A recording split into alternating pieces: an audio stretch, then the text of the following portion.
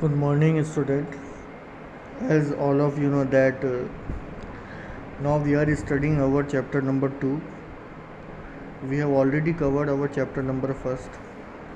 This is second video of chapter number 2. In the previous video, or we can say in the first video of chapter number 2, we have already discussed one form of business organization which is known as sole trade. Now we are going to start our new form of business organization which is known as joint Hindu family business और Hindu undivided family. जैसा कि आप सब जानते हैं कि ये हमारा चैप्टर नंबर सेकंड चल रहा है और चैप्टर नंबर सेकंड में हम पहले ही एक वीडियो ऑलरेडी कवर कर चुके हैं और उस वीडियो के अंदर हमने फॉर्म्स ऑफ बिजनेस ऑर्गेनाइजेशन के बारे में पढ़ा।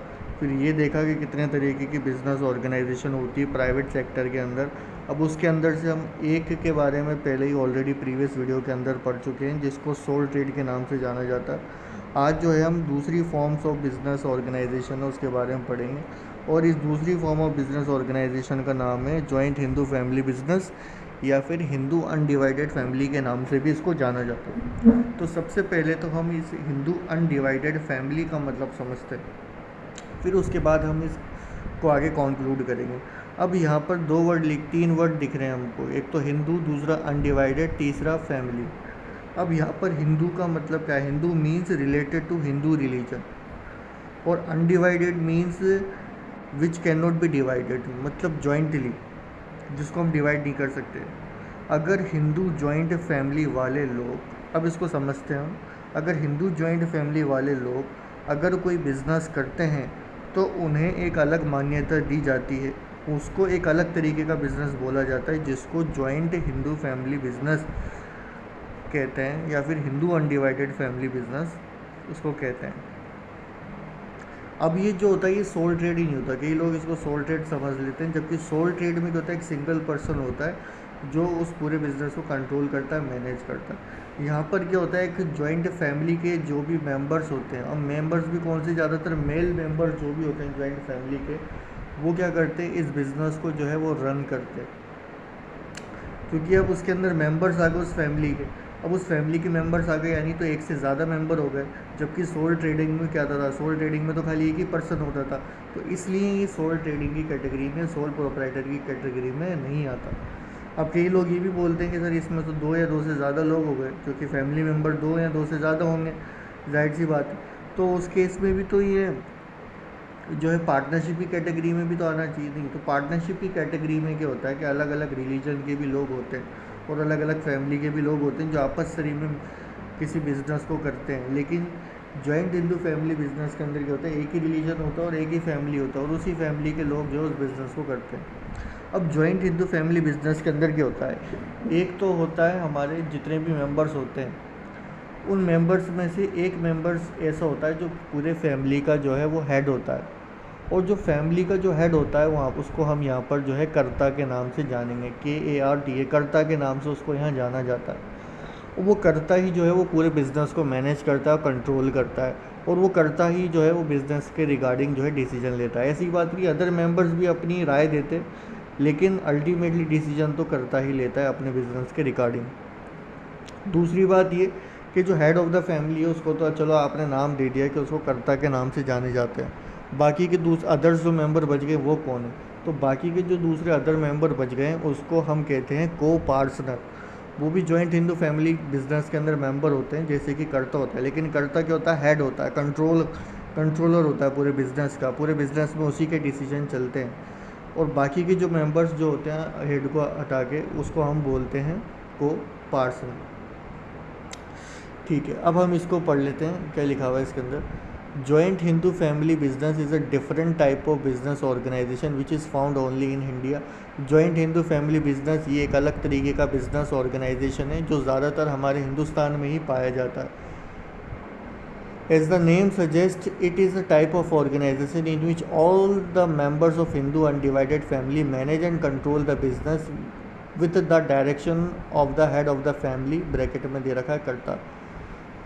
अब ये एक ऐसी टाइप की ऑर्गेनाइजेशन है जिसके अंदर जितने भी जो मेंबर्स होते हैं एक हिंदू जॉइंट फैमिली के, वो सारे के सारे मिलकर इस बिज़नेस को मैनेज करते हैं और कंट्रोल करते हैं।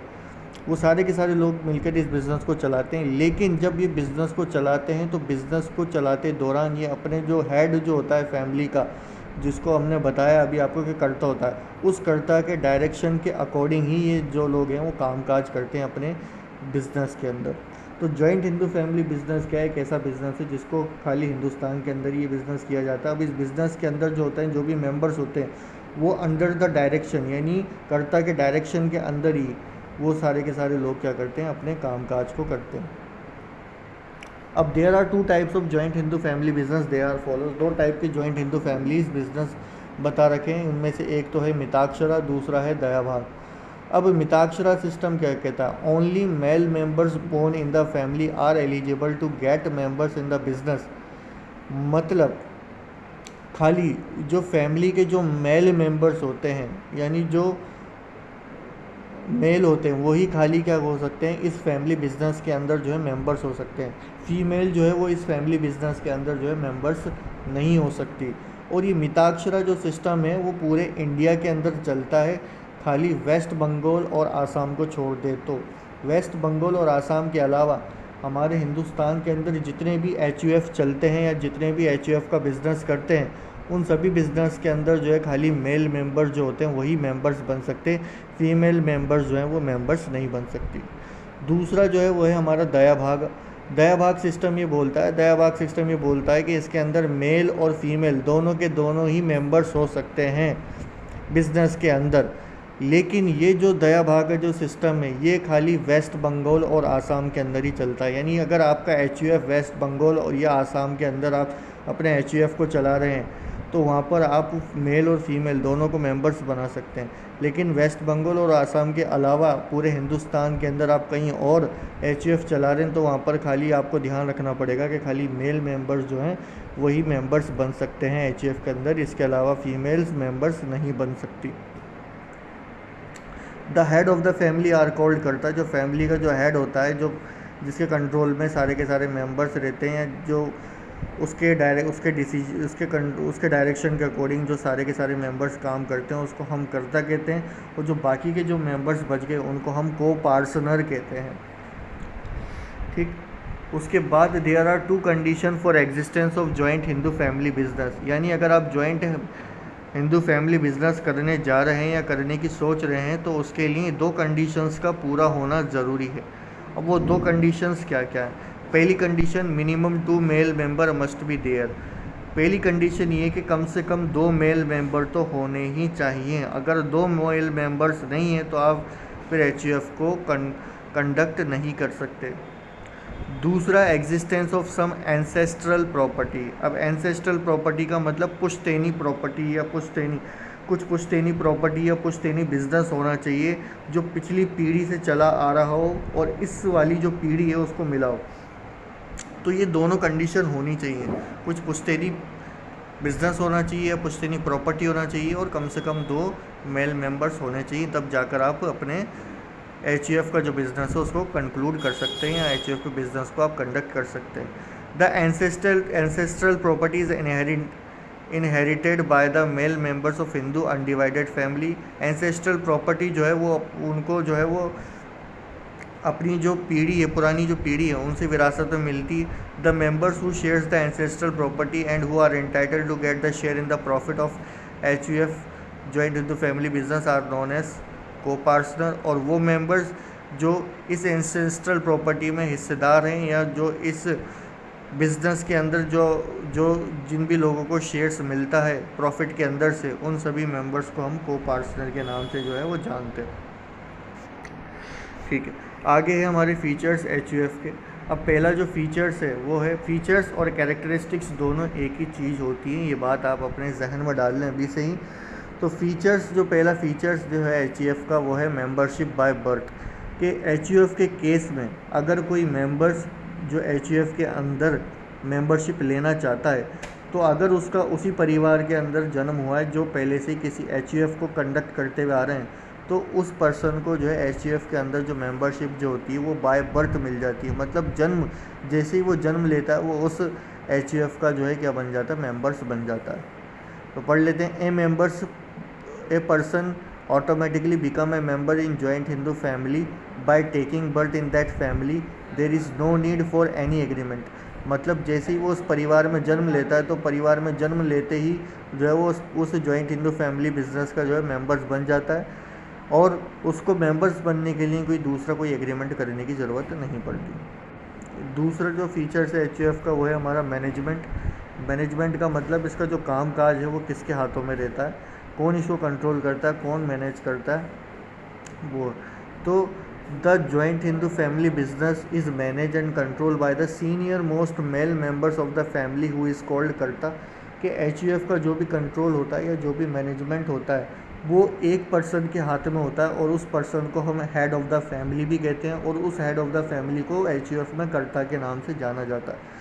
तो वो कर्ता जो होता है वो क्या करता है, पूरी ऑर्गेनाइजेशन के अंदर जो भी डिसीजन वगैरह लेते हैं वो कर्ता ही लेता है। Only the karta has the legal right to enter into contract with the outsider. खाली कर्ता के पास ही अधिकार है कि वो जब थर्ड पार्टी से जब भी वो अपने बिजनेस के रिगार्डिंग कोई कॉन्ट्रैक्ट वगैरह करते हैं तो वो कॉन्ट्रैक्ट जो है वो खाली कर्ता ही करता है। हेड ऑफ़ द फैमिली जो होता है वही उन एग्रीमेंट को करता है। उस हेड ऑफ़ द फैमिली के अलावा कोई दूसरे जो मेंबर्स होते हैं वो उस एग्रीमेंट को नहीं कर सकते। क्योंकि वो उनके पास इतनी पावर्स नहीं है। He only takes all the decision of the business, यानी बिजनेस के अंदर जो भी डिसीजंस वगैरह लिए जाते हैं वो सारे के सारे डिसीजन वो करता ही लेता है। हालांकि दूसरे मेंबर्स जो होते हैं वो अपनी राय वगैरह तो देते हैं लेकिन अल्टीमेट जो भी डिसीजन होता है वो करता ही लेता है। Other members have no right to take the decision in the management of HUF Hindu undivided family. जो बाकी जो दूसरे जो लोग हैं HUF के अंदर उनके पास कोई अधिकार नहीं होता कि वो जॉइंट फैमिली बिजनेस के अंदर कोई भी डिसीजन ले मैनेजमेंट से रिगार्डिंग। तीसरा जो हमारा फीचर्स है HUF का वो है नंबर ऑफ़ मेंबर, कि कितने नंबर ऑफ़ मेंबर्स HUF में हो सकते हैं। In joint Hindu family business minimum must be 2 members, कम से कम 2 लोग होने चाहिए और ज़्यादा से ज़्यादा की यहाँ पर कोई लिमिट नहीं है। मैक्सिमम कितने भी हो सकते हैं, उस परिवार में कितने भी जने हों वो सारे के सारे मेंबर्स बन सकते हैं। लेकिन एक कंडीशन है कि यहाँ पर जो 3 पीढ़ी तक के ही लोग जो हैं वो मेंबर बने रह सकते हैं। मतलब पोता, फादर और परदादा जो है वो 3 पीढ़ी पोता, बाप और जो दादा हैं वो 3 पीढ़ी, ये 3 पीढ़ी हो गई, यानी इन 3 पीढ़ी के लोग इसके अंदर जो है मेंबर्स बन सकते हैं। उसके बाद चौथा जो है वो है लाइबिलिटी। द लाइबिलिटी ऑफ कर्ता। लाइबिलिटी का मतलब हम पहले ही सोल प्रोप्राइटरशिप में भी देख के आएंगे। लाइबिलिटी का मतलब होता है देनदारी। तो यहाँ पर जो देनदारी है वो किसकी कितनी रहती है, क्योंकि HUF के अंदर जो कर्ता रहता है वही पूरे बिज़नेस को कंट्रोल करता है, वही डिसीजन लेता है ज़्यादातर।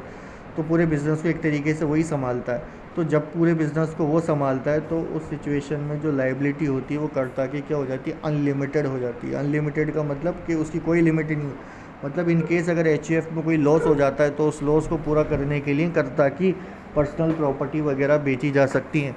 और जो अदर मेंबर्स जो होते हैं फैमिली के, उनकी जो लाइबिलिटी होती है, उनकी जो देनदारी होती है वो लिमिटेड होती है। एक रेंज होती है, वहाँ तक की उनकी देनदारी होती है, उससे ज़्यादा उनकी देनदारी नहीं होती। लेकिन कर्ता की जो लाइबिलिटी है, कर्ता की जो देनदारी है वो अनलिमिटेड होती है। The liability of karta is unlimited. Karta की जो लाइबिलिटी है वो अनलिमिटेड होती है। Whereas the liability of all other members of HUF is limited. जबकि जो बाकी के जो भी सदस्य हैं HUF के, उनकी जो लाइबिलिटी होती है वो लिमिटेड होती है। The karta liability is unlimited, so personal asset can also be used to bear the debts of the business. Karta की जो लाइबिलिटी हम जानते हैं अनलिमिटेड होती है, तो इस सिचुएशन में अगर बिजनेस को कोई लॉस हो जाता है तो उस लॉस को कवर करने के लिए कर्ता के जो है पर्सनल असेट्स वगैरह उसको भी बेचे जा सकते हैं। अगला जो है वो है हमारा माइनर मेंबर। क्या माइनर HUF के अंदर मेंबर बन सकता है?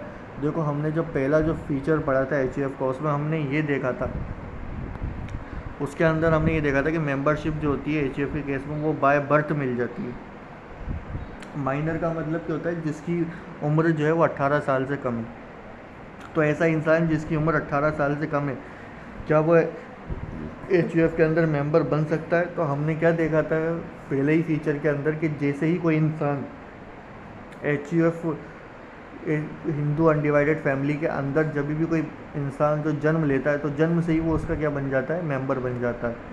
तो अगर उस इंसान की उम्र, तो हम क्या देख रहे हैं, माइनर के मेंबर बन सकता है HUF में। जब जन्म से ही उसको मेंबरशिप मिल रही है तो माइनर HUF में आसानी से मेंबर बन सकता है। ऐसी कोई रेस्ट्रिक्शंस नहीं कि जिसके अंदर माइनर को आप HUF के अंदर मेंबर नहीं बना सकते।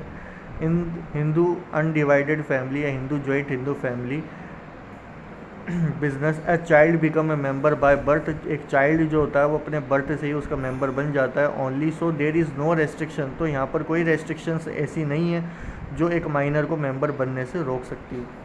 उसके बाद अगला जो फीचर है वो है कंटिन्यूटी। कंटिन्यूटी का मतलब जैसे कि हमने सोल प्रोप्राइटरशिप या सोल ट्रेडिंग में देखा था कि अगर सोल ट्रेडर जो होता है या सोल प्रोप्राइटर जो होता है वो पूरे बिजनेस का जो है मालिक होता है। इन केस अगर उसकी डेथ हो जाती है, इंसॉल्वेंट हो जाता है, बैंकक्रप्ट हो जाता है, तो ऐसी सिचुएशन में बिज़नेस जो है उसका बंद हो जाता है। लेकिन HUF के केस में अगर जो कर्ता जो हेड होता है अगर उसकी डेथ भी हो जाती तो ऐसी सिचुएशन में HUF का बिज़नेस जो है बंद नहीं होता।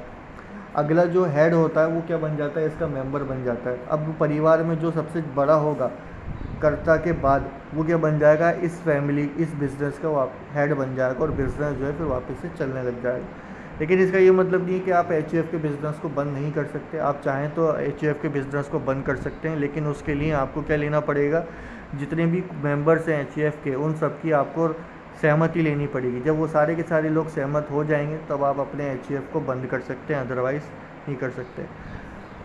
पढ़ लेते हैं हम इसको। The business continue even after the death of the karta as the next eldest member takes the position of karta, कि बिजनेस जो है इसका जो है वो कंटिन्यू रहता है कर्ता की मौत के बाद भी। क्यों? क्योंकि यहाँ पर जो नेक्स्ट एल्डेस्ट जो मेंबर होता है अब वो इसका क्या बन जाएगा, मेंबर बन जाएगा। अब वो कर्ता की पोजीशन ले लेगा।